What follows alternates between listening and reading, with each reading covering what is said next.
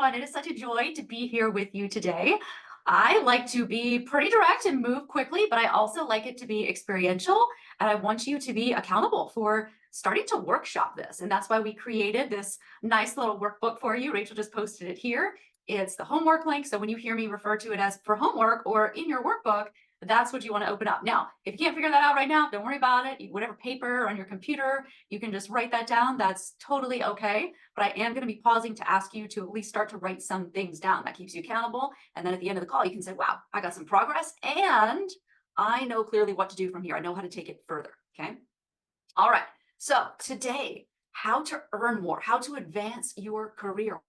What is that key factor? It is all centered around your value, right? And it's not just over delivering your value, right? Because it is true that your value increases the more you deliver results that people want. But you also have to, you can't just spray it everywhere. It's like, oh, you want me to go dig a ditch? How many ditches? Jump how high? It's not just that, because has anyone been in a situation before where you keep getting asked to do the same thing over and over again? They keep adding more and more to your plate just because you're good at what you do and you're willing to keep doing it, whatever they ask. Yeah. So in that way, you're adding value, but people just keep using you for what they see that you're good at. And it may not be aligned with your fulfillment. It may not be your genius zone. So we do want to over deliver, but we also need to know what our value is that we want to deliver. Okay. So let me define value for you.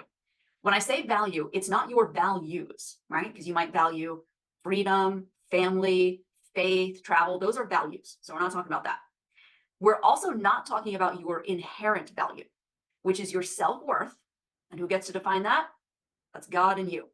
Nobody else has a say in this. That's just between God and you, your inherent value. So we're not talking about that here either. What we're talking about here is your external value proposition. Okay. That's what you're putting out into the world to say, hey, I'm really good at this. Not because I'm so awesome, because I'm walking down the street every day saying, I'm so awesome, here's why. That's not what we're doing. But we're knowing our value. So we can go out there excited to tell people how we can help them. Because who are you not to share how you can help someone? Don't hold that back. So we need to be clear and confident in our value proposition.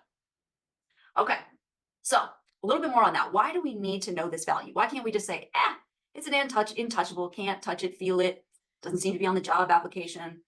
Why do we need to know it? Well, a resume is not enough. You're going to look like everybody else. You're going to rely on a fraction of the info that's available to be contained in a resume, and that just skims the surface, right? And same thing at work too. If you think, oh, everybody knows I do a good job. My manager tells me I do a good job. That doesn't mean they clearly know your value and that they value your value. Don't assume that. That gets people in trouble. So let me give you an idea of knowing value and how it can be hidden, right? So I had a client once named Paul, and tip of the iceberg, what you saw about Paul in his resume was that he was a sales corporate guy. He could go into a company and build a sales department. Okay? And you saw his little picture too, and he had the suit on. But then when you got to really know Paul, he used to be a paratrooper. He does parkour. He's a Reiki and yoga master. He makes custom boomerangs. Like, dude had all this stuff going on that really made him unique and enhanced the skills of what he brought to the table. So you see that you don't want to be trapped in just what your resume says or what the job description says. You have a lot more to offer, and I want you to tap into that. Now, in terms of your business value, do not assume that your prospects understand the value of your service or product.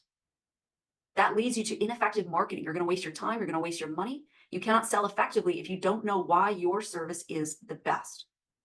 Okay. I'll make one more point here about knowing your value. If you don't know it, you don't have persuasion leverage when you're asking for a promotion or a raise. You've got no leverage. Okay. You can't just walk in there and be like, I've been here 10 years. I do a good job. Doesn't matter. You have to know your value and how to articulate that. Okay. All right. So how do we do this? How do we define our value?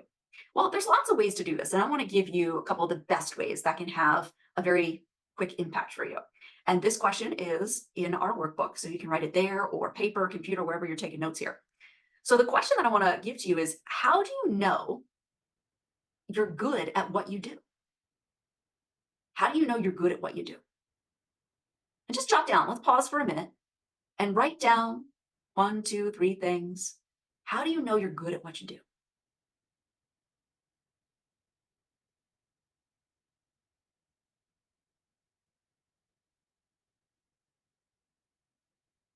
And I'll give you some ideas here. It can be promotions you've received. It could be feedback from clients.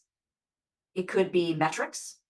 If you have any sort of quantitative measures of how you exceed quotas or measures, how you've improved something, that's important. So it can be a whole variety of reasons that you know you're good at what you do, but I want you to get detailed.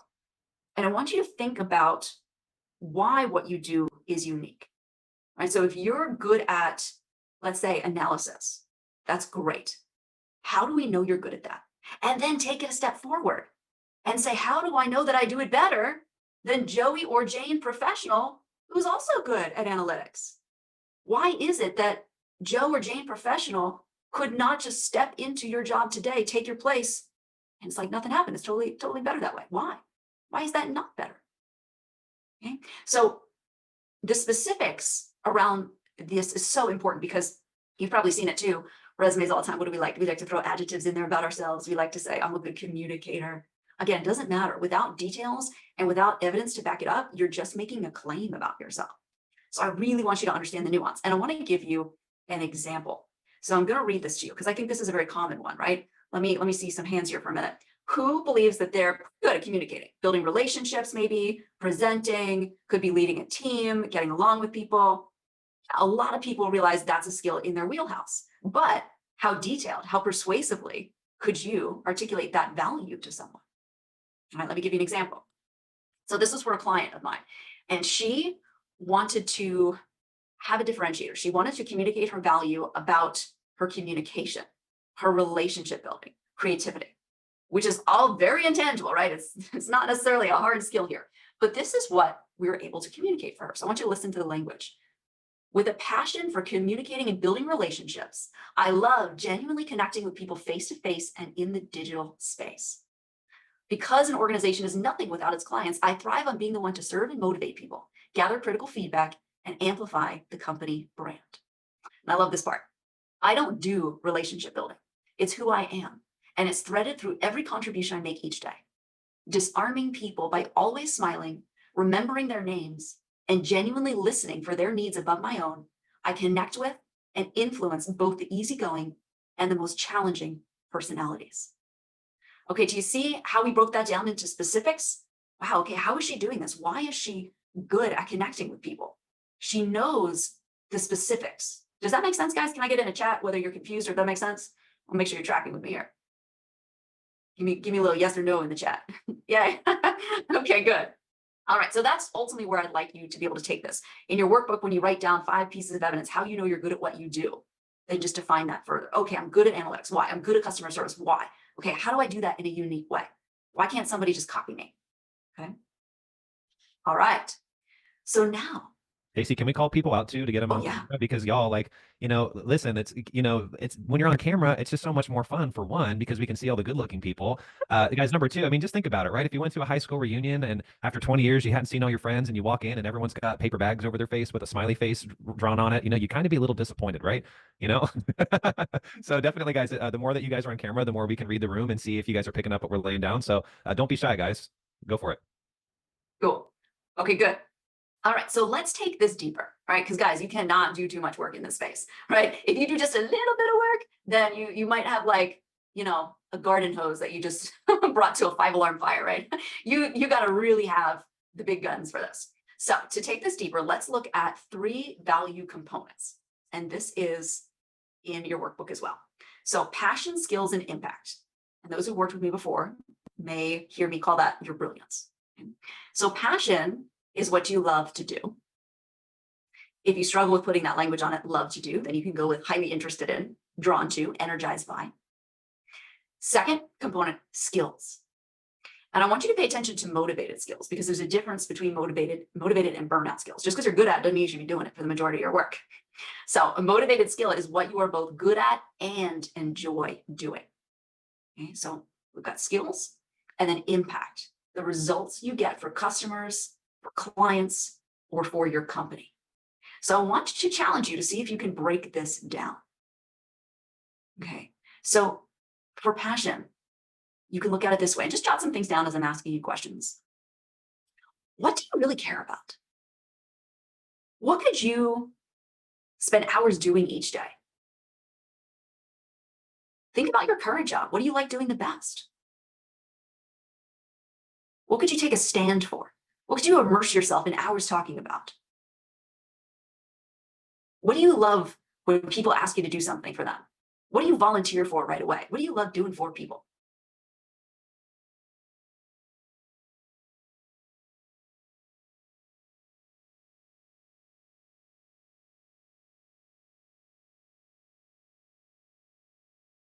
Okay, and don't be afraid to break this down micro. It's okay if it seems like it's just something small right now and you're not sure how to make it all big and shiny or what it applies to. That's okay. Even something small helps. Like I like listening to people tell me about a challenge. I like looking at how pieces fit together and finding out how I could just make it flow smoother. Don't worry about making it sound fancy or whether it's important enough. There's no filter for that here. You just go with what you like to do in your own words. Okay. Skills, things that you're both good at and enjoy doing. It might help to think about these in terms of categories. Like there's people skills. For some of us, that's a dominant space. We've got a lot of people skills going on there. You might have a preference for data and administration. You might have a lot of hands-on skills. You might have a lot of logic and reasoning skills, seeing the abstract and the big picture. Some people are going to be more on the side of strategy. Some people are going to be more on the side of implementation. They love running with the details. And I'll say this about skills too. Nobody's judging this for you. So you don't have to play too small, because I see this when I have people do skills ratings and they'll rate their skills on a scale of 1 to 10, and I'll see their highest skills are like 5 and 6. It's like, why? Why is that? You guys hesitate to rate yourselves higher in skills. It's like, no, well, I'm really just not that good at it. Or I don't know. I don't want to claim that I'm better than I think I am, or other people could do this better. This is not right now a space where you want to dismiss your abilities, right? Be all in the space of, yep, okay, let's see what God gave me here. I'm going to use this for good anyway. This is why I'm doing it. What am I really good at? Let's be honest with that and challenge yourself not to play small here. Admit it, you got skills. Okay, and then impact. Results you get for customers or clients, someone inside your company, people who are buying your service or product. Why are they better off? Because they worked with you. What do they have now that makes their life easier or better in some way? And what are they able to do because you helped them or provided them with something?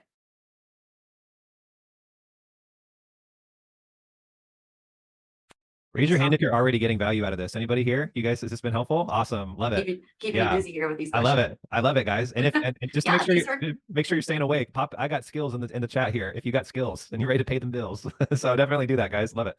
Stacy, you're crushing it. Yeah, so this is so good. I'm asking you these critical thinking questions, and you might be like, oh, my brain hurts, or these are too hard, but do it. This is going to be the differentiator. You need this to go to the next level. You have to spend the time defining this. Okay.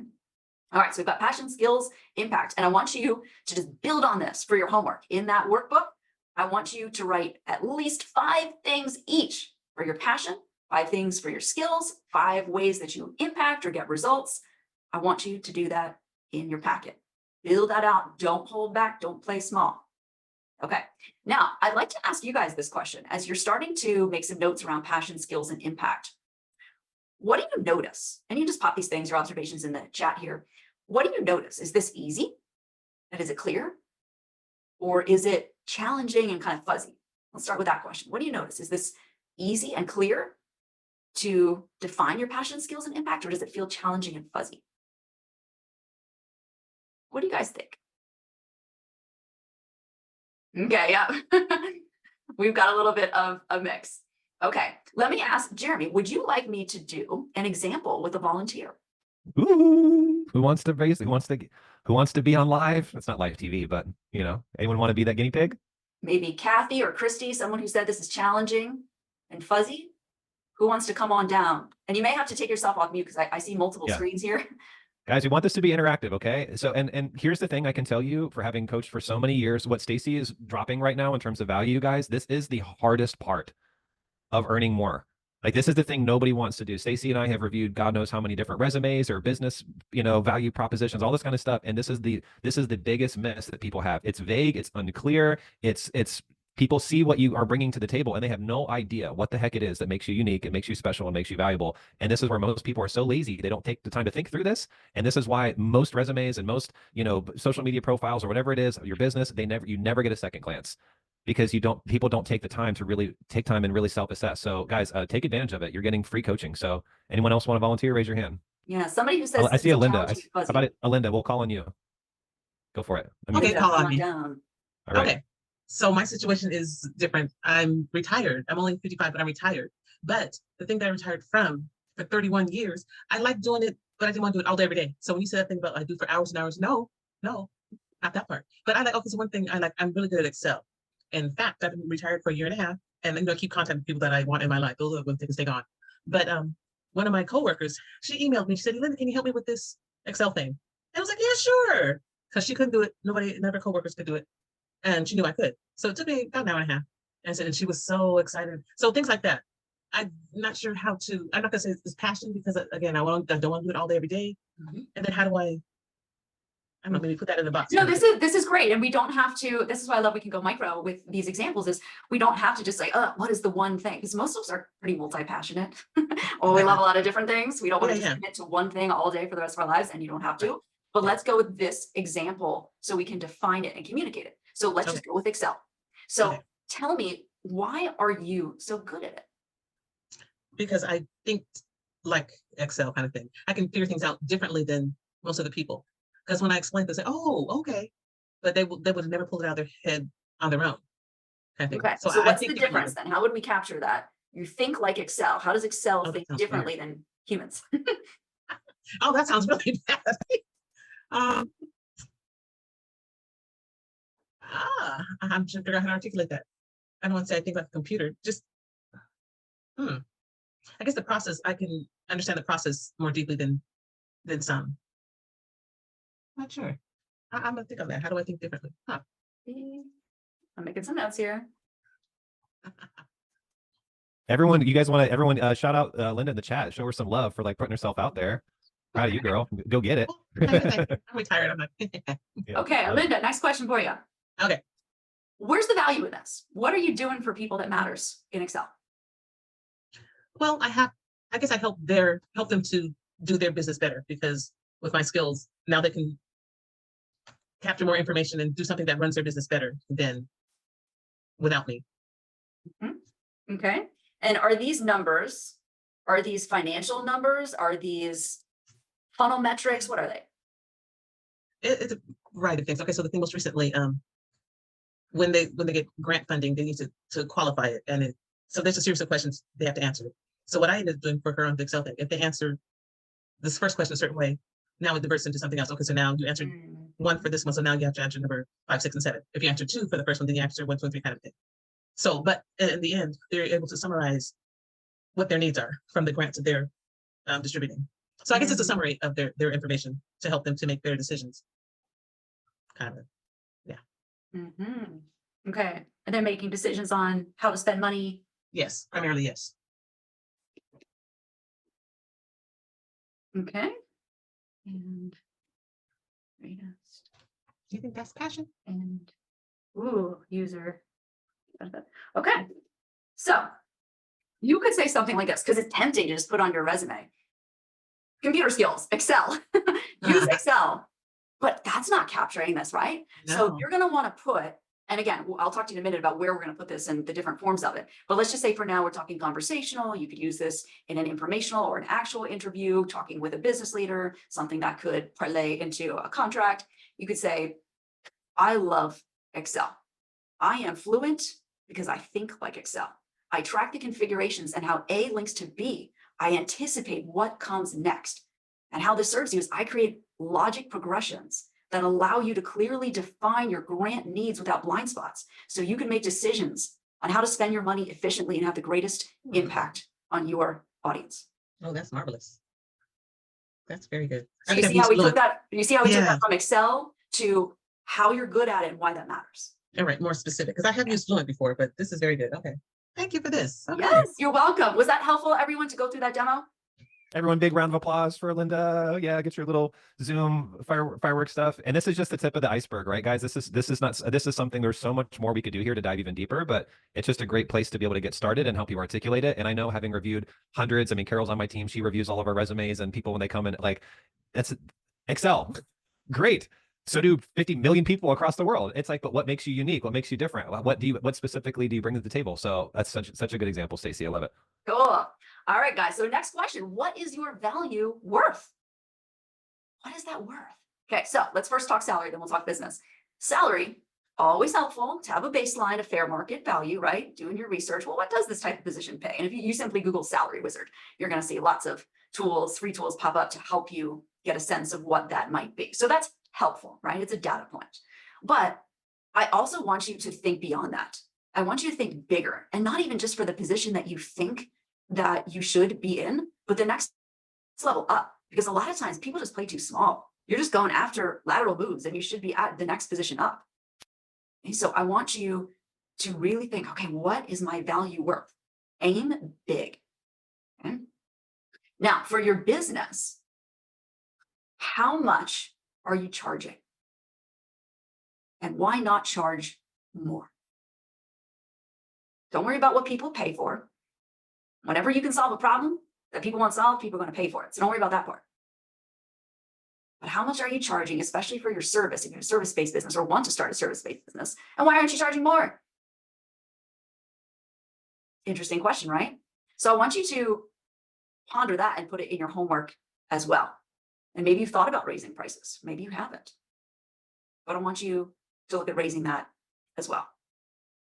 Okay. Now, where are you going to articulate your value? Where are you going to do this? Written form, you've got LinkedIn.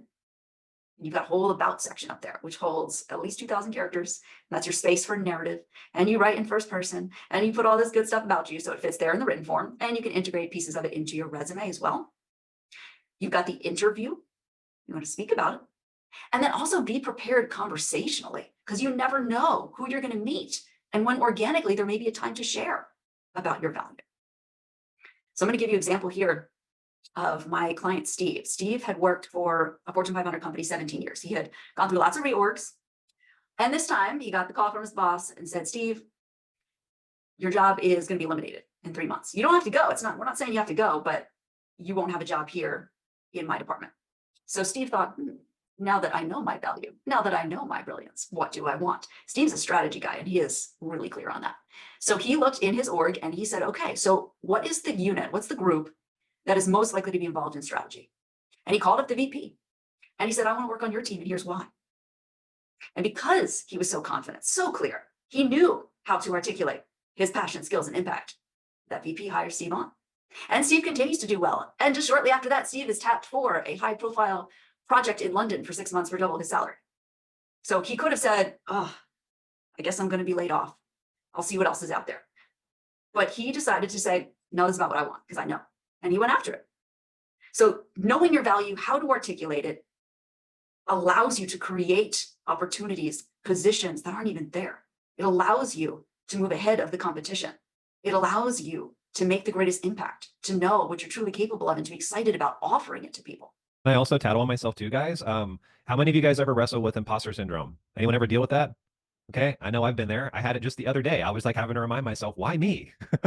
Okay, like why me? What makes me so special, right? And so I had to go back, and I forget, because a lot of you guys get used to your level of success, or you know, compare and despair. You look at other people and you're like, well, I'm not as rich as them, or I'm not as successful or well known as them, or I'm not as, you know, all of those things. But then I look back and I'm like, oh yeah, like I've 10x'd my income in the last 10 years. That's kind of a big deal. How many people can say that, you know? And I say this all ultimately boasting in God, right? But it's like, yeah, like I have like 2 full-time like house people at my house to help me take care of my kids, and help me, like, we can afford that. There's like, you know, and there's all these different things that, you know, I was able to help my family, my stepdad fulfill his dreams and go back to school and learn how to be a full-time home brewer. We were able to help my brother-in-law buy things that he needed to be able to help him sleep at night after major injuries so he could get his mental health back. We helped, you know, and it's like, and you forget like all of these things that you've accomplished. I forget them too. And I have to go back and remind myself, what makes me unique? Why am I valuable? What do I bring to the table? What experiences? So guys, if I have to do that, trust me, you have to do it too. You have to remind yourself, you know, what makes you so special. And, you know, God doesn't make junk, and he didn't start with you. So you need to go back and remember that. Otherwise we can be the worst critics of ourselves. Does that make sense, guys? Any of you guys relate to that?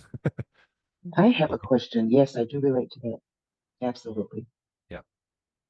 Totally. Yeah, Cynthia, go for it. And then we're gonna segue here right after your question, Cynthia, if that's cool. Stacy. Yes. Stacy, thank you. I hopped in late because I was on another call, but this has been so valuable already. Now I am in recovery from an aneurysm.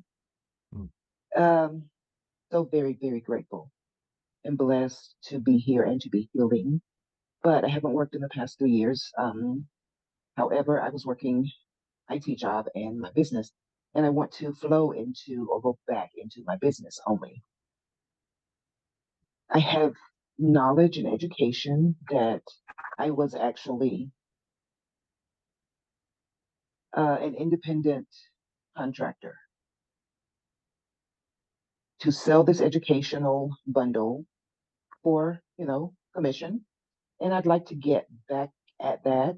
The information that I have is saving people on their taxes. It's saving on their mortgage interest. It just helps them live a better financial life. I love that. Market. I definitely want to market that, and I'm not sure how, because my brain doesn't work the way it used to. Mhm.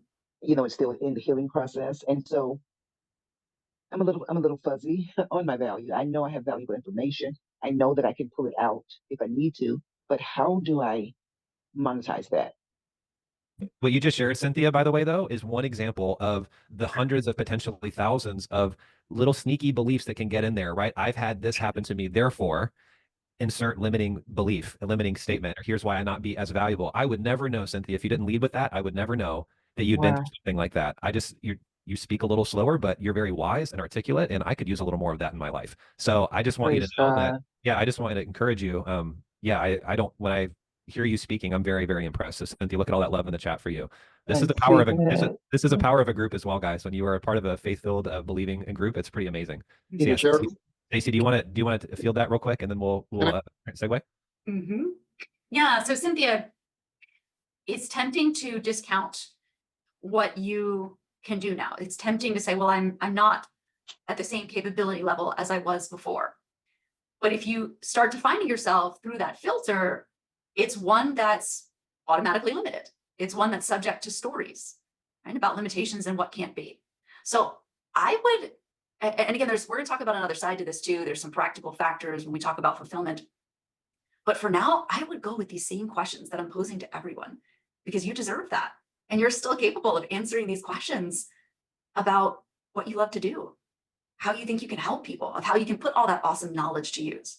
Later on, we can look at, okay, if there are any practical parameters around these, like, let's define that. Everybody's practical parameter set is going to be different, and we can define that for you.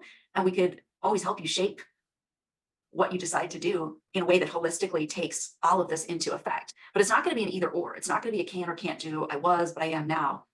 I want you to still see everything as if it's still available to you. Does that make sense? Beautiful. Yes, it does. Thank you. Yeah. Big props to you. And Jesus, we just thank you in advance for Cynthia, just any remaining healing that needs to happen. We thank you for that. But we thank you in advance, God, for the incredible amount of people that are going to see her value. They're going to see what she brings to the table. They're going to get what she's got to offer, and just the abundance that you're going to bless her with to be able to make a big difference for you. We thank you for that, Jesus. Amen. Thank you, Lord. Absolutely. Proud of you, Yes. Thank Cynthia. you, guys. Yeah.